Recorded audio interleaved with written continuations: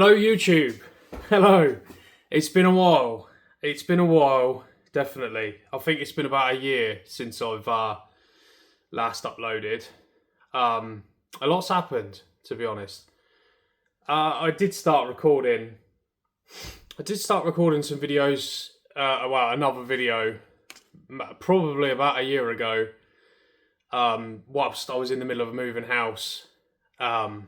Obviously you can see that I'm in a different garage. Whilst I was in the middle of moving house, but then life got in the way, basically.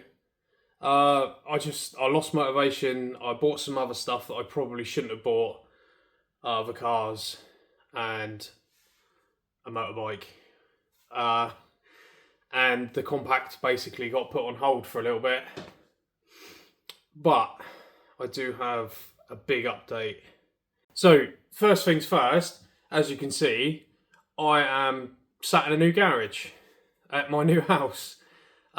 So early last year I bought a house, which you'll see part of in this video. I will put in my earlier recordings from last year, just to keep people up to speed. So, bought a house, and the first thing I wanted to do was build myself a garage, because in nearly 14 years of driving, I've never had a garage to be able to work out of or work in. I've never had my car inside a garage to work in. So, firstly, obviously the garage, I haven't been able to build on my own. I'm not a builder. I'm an engineer, machinist. So I want to say a big thank you to Hayden for helping me build it. A big thank you to Kev for doing all the electrics inside it, which obviously is amazing. Like it's like daytime in here. So thank you guys. I appreciate your help. It's a bit of a dream come true, really.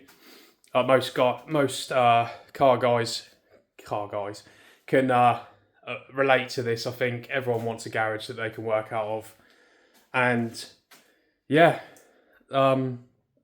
the 17-year-old kid inside me is screaming for joy at the moment, because, like I say, it's a bit of a dream come true. Now, the whole reason I started this channel is because of this turd right here. So, obviously, it's been a while since I've uploaded. That doesn't mean I haven't done anything with the car. As you can see, it is actually, it actually looks like a finished car, minus the paint. But that's a whole different story. When you last saw the car, I was in the middle of doing the exhaust, in the middle of putting the click tuning kit on, which obviously you can see that it's all done. So exhaust is finished. Big shout out to Sam Marsh. Thanks, Sam, for TIG welding the exhaust. It was beyond my capability. I managed to MIG it up, but Sam made it look pretty, so thanks for that. What I do want to show you, nothing's really changed inside. I've added another temperature gauge because the factory one doesn't work anymore. Nothing's really changed inside. Minus, like, hydro is all done now. That's all working and plumbed in. Yeah, not a lot, not a big update on the inside, but we come under the bonnet. It also hasn't looked like it's changed. Right, let's go back a year. Car was running. Here we go, boys. She's fucking loud. It got base mapped. Simon at Predator Performance in Totton. He come out, road mapped it for me just to get it running. Had a few little issues like vac leaks and stuff like that, which I managed to sort. And then it was time for mapping. And this is where it all went wrong. So, I'm running a Link ECU, which, for a complete novice who's never done a standalone ECU, it's been quite a learning curve. And it's been very helpful because Kev, who's helped me build this whole car, is also running a Link ECU with a VR6. So we were able to pull a lot of the settings off of his car to get this one running. Minus a few things like timing. He's got bigger ejectors, whatever. So we basically got it to the point where it was ready to go. It had its first oil change. It had actually driven up the road. It sounded healthy. It was compression testing fine.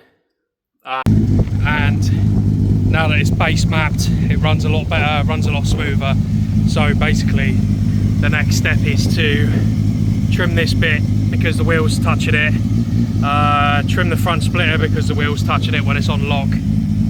I might have to trim this bit as well. But she's running, boys. She's nearly there. Mapping soon. And I was searching around for a company to tune it. Messaged a few places. Some got back to me, some didn't. One company got back to me saying, yeah, we're sound with VR6s, we're sound with Link. Bring it down next week. We'll give it a once over. We'll spend the whole week on it. And then we'll dyno it on the Friday. I was like, okay, no problem. That sounds pretty good to me. What do you want me to do first? So they said, just go over the whole car first, make sure everything's tight, oil change it, put 1060 in it.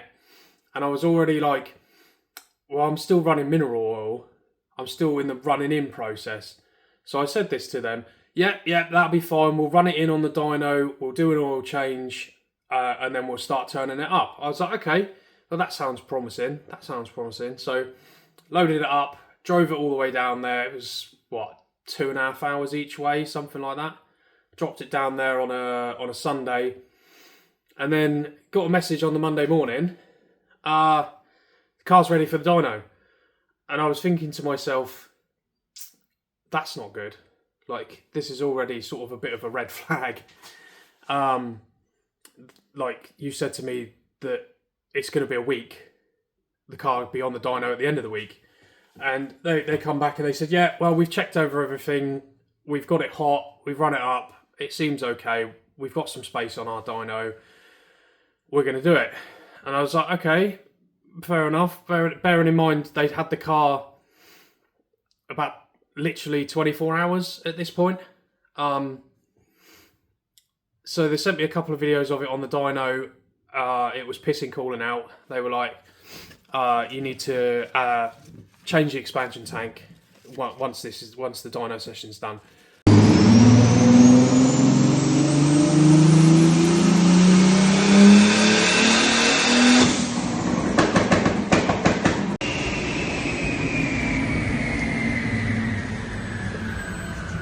I said, okay, no problem, just let me know how it goes. And then half an hour later, I got a phone call, oh, your car's blown up. And to be honest, I was a bit shocked.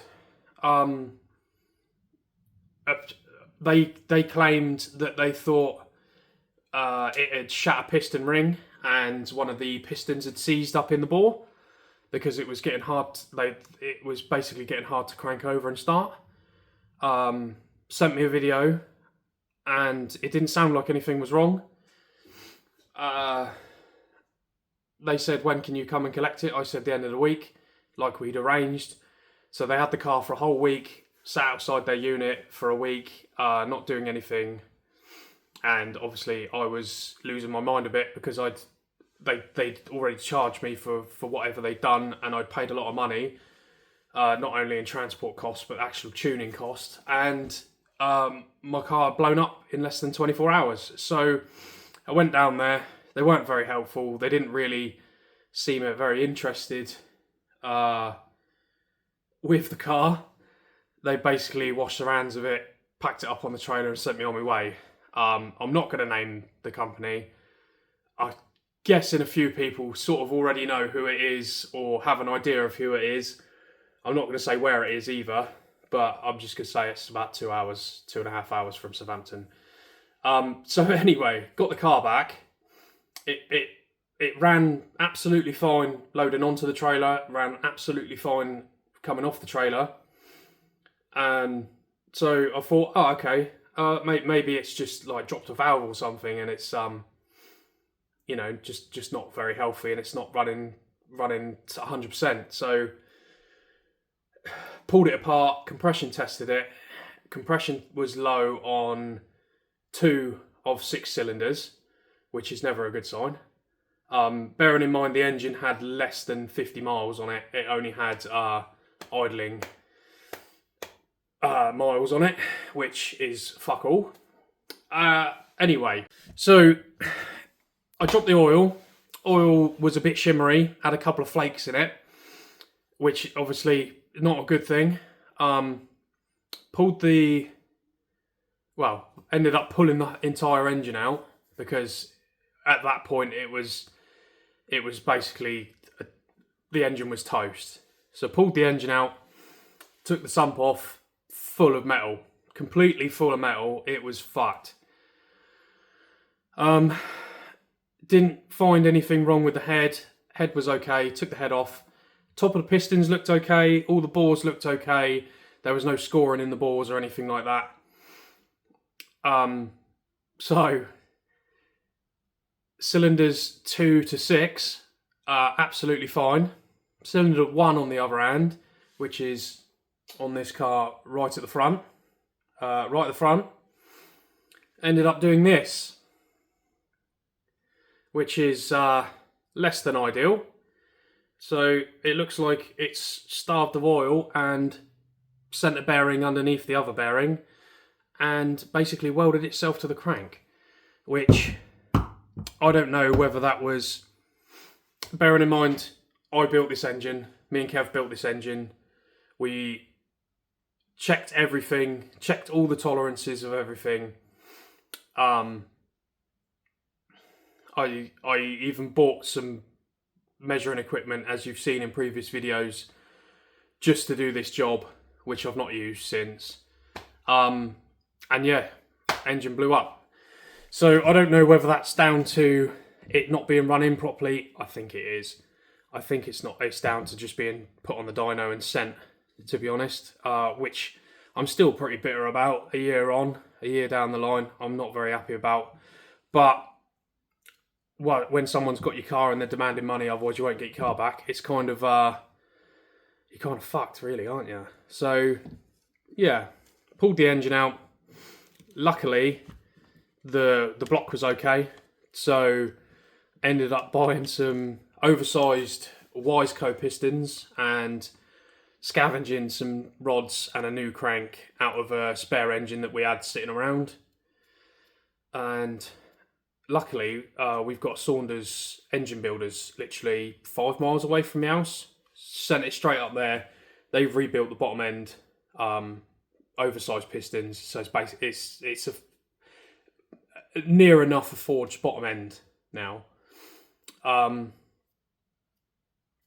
Yeah, ended up having to rebuild the whole bloody thing, and then rebuilt it, ran it in for 500 miles.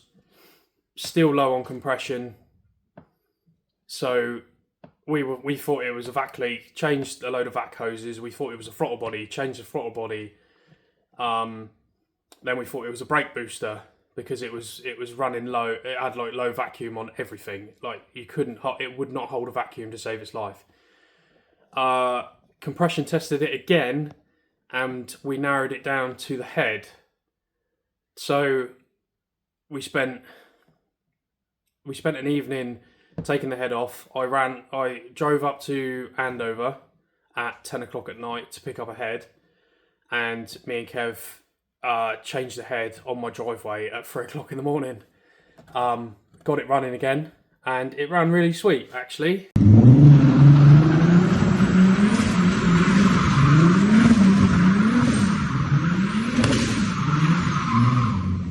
Before I forget, it did actually make power on the dyno before it blew up. I think it made 3 runs, 1 power run, and it made nearly 345 horsepower and 275 foot-pounds of torque. So you might, yeah, 343 and 274.3, which for an engine the first engine that I've ever built in a garage, in a dirty garage, with basic tools, I didn't think was too bad. I was just hoping it would last more than 10 minutes on the dyno. However, that doesn't really matter. So, the car is now running. This is, what, August 25? So, car's running. I get Simon back round. He road maps it. Turns up the time, messes with the timing, messes with the fuel.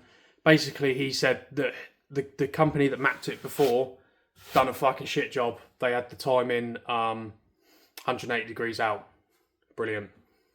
So, sorted all of that out, road mapped it. We think it's running about 400 horsepower on 14 psi. So, the wastegate's 14 psi, which doesn't sound like a lot, but, you know, it's atmosphere. It's I would say it's running low boost. 400 horsepower on low boost, brilliant. Ran it in again. I've probably done 500 odd, maybe 600 miles in it at this point. Everything's going sweet. We get everything running spot on. I decided to book a drift day because it's been a few years. I thought, car's running pretty sweet. Why not? Let's set myself a deadline. So I went to Santa Pod on the 12th of December? Early December, 25. Drove all the way up there. Absolutely ready to rip. Car's ready. I've got semi-slicks ready to go. I've got all the spare parts, spare diffs, spare shafts, all the electronics. Fucking a whole boot full of tools. Issues. All bloody day. I managed maybe 3 or 4 figure of eights in the whole day. Complete waste. Well, it's not a complete waste of time, but it was fighting issues every single run. I didn't even manage to get onto the big track. I basically didn't manage to do anything more than a couple of donuts. So TPS was playing up, which we found out was a shagged wire literally right by the top of the rocker cover there, which we managed to repair on the side of the track. And then we were fighting oil pressure issues. Basically, we'd set a limit on it, so if it was going to drop below a certain pressure, it would cut the car off to just protect the engine, just to be safe. That was giving us grief all bloody day, so we ended up turning it off and just setting up a log, doing a couple of donuts, and then reviewing the log to see if it was actually dipping and spiking as it should be whilst you're on and off the throttle, which it was. So I think we need to modify the oil pressure parameter that we set, because I think we'd done it a little bit too sensitive. Basically, as soon as it dipped below, I don't know, 5% of wherever it should be, it was not happy, and it was just shutting the car down, which I'm kind of glad we done that, because if I'd have gone onto the big track and I'd have had people in front of me or behind me, the car would have shut down, they would have crashed straight into it, and it would have been 2 years of hard work down the toilet. So basically Santa Pod was a test day. And then we sorted all the issues out. Everything was running sweet. It wasn't getting hot. It wasn't cooking itself. So we thought, okay, it's just after lunch. We'll go into one of the sort of medium-sized playpen type things, whatever you want to call them. Do some donuts, do a couple more logs, get it running sweet, and then we'll attempt the big track, because obviously it's built for that. You know, it's built for ripping. So if I put a video in here, I will show you exactly what happened on that run.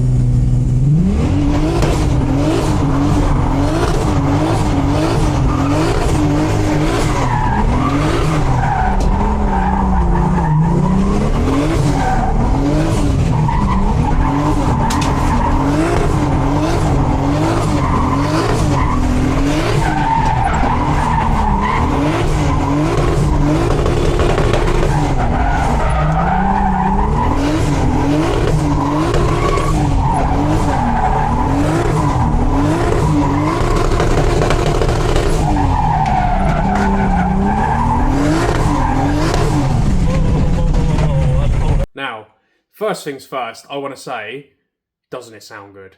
Doesn't it? Oh, I wish the camera angle was better, but does it sound good or what? It sounds a tits, especially when there's flames coming out the screamer straight out the bonnet in front of you. I think it's amazing.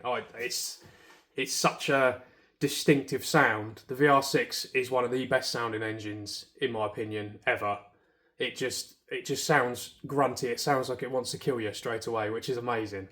Anyway, at the end of that video, you may have noticed that we both started panicking and there was smoke coming out the bonnet. What actually happened was the coolant system decided to pressurise itself so much, it blew a hole in the rad and blew the rad cap off. So that was basically the end of play.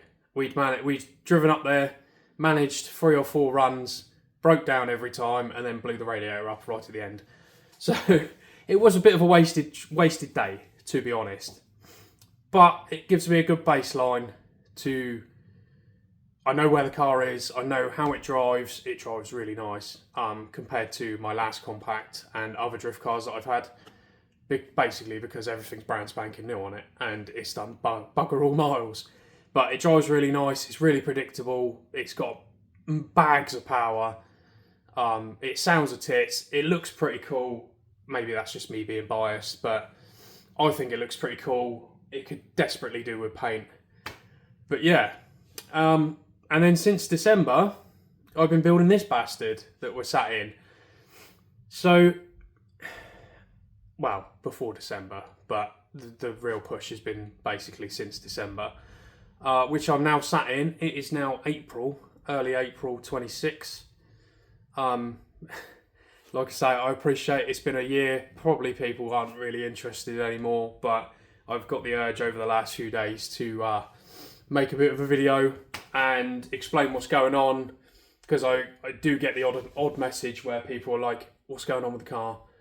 When's the next video coming out? We want to see it going. How did Santa Pod go? All that. So I want to clear the air and update everyone on this, because I think people are interested, because it's an interesting car, in my opinion. But yeah.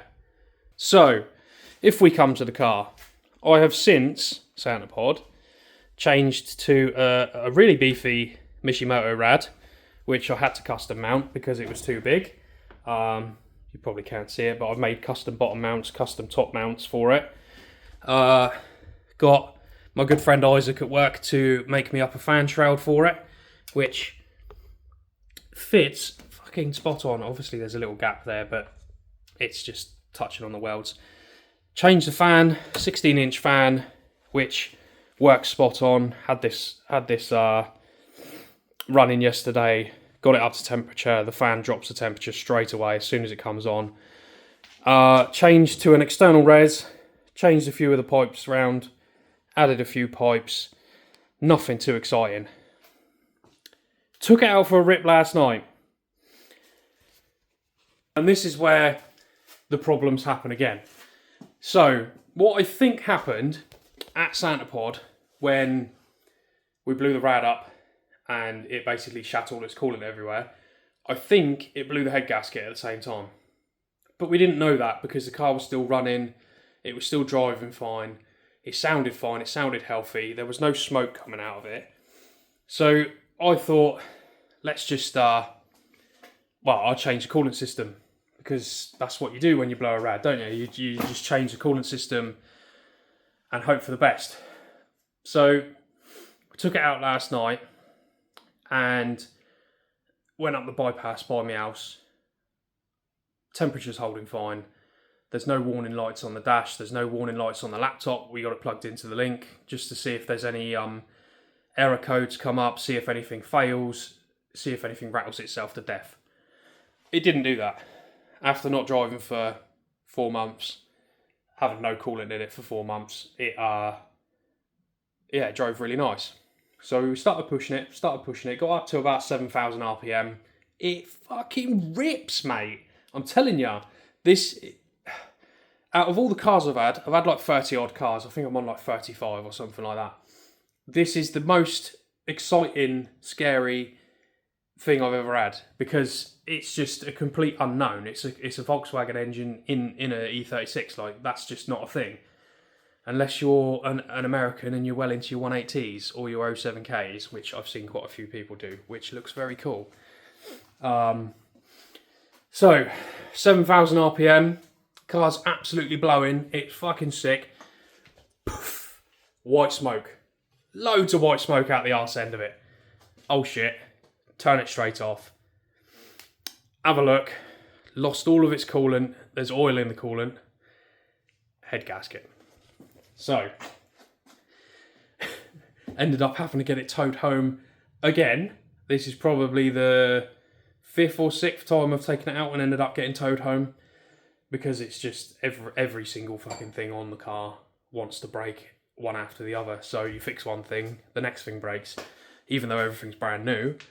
It likes to break, which, project cars, brilliant, love them.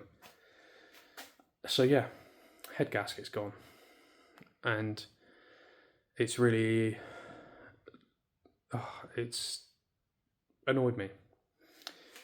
But now, head gasket on this really isn't going to be too much of an issue.